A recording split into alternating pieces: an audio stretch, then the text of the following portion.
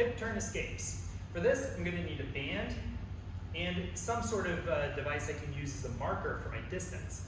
Now, I'm going to use a small change plate here. I'm going to set this starting off about here. Okay?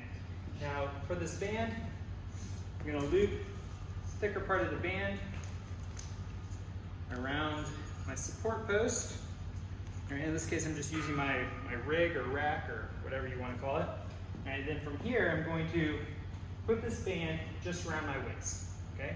Now, what I'm going to do here is I'm going to be facing this direction. I'm going to begin by doing a hip turn, and then I'm going to push. Okay? Now, we can do this a couple different ways. The first is that we can do it with one push, two push, three push, or whatever. The other is that you can do it with a certain amount of time. Okay, so whether it's like, hey, I wanted to see how far you can escape in, half a second, whatever. Okay. Generally, it's easier to think about it in terms of pushes because you don't necessarily have a timer that's as accurate to tell us exactly when to stop. But in this case, so I'm starting here.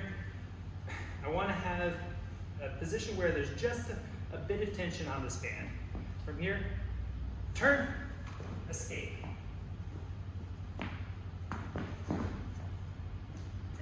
Now we can do what's called a drop step here.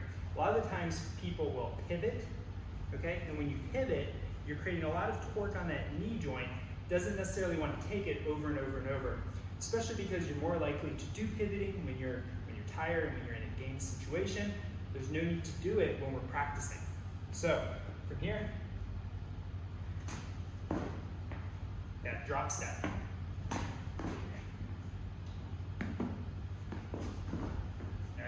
Now, if I want to increase my distance, I just throw that back. Now, let's say I'm going to try to get there in 2 steps. So, I turn, 1, 2. All right. Now, I want to try to do that as quick as I can.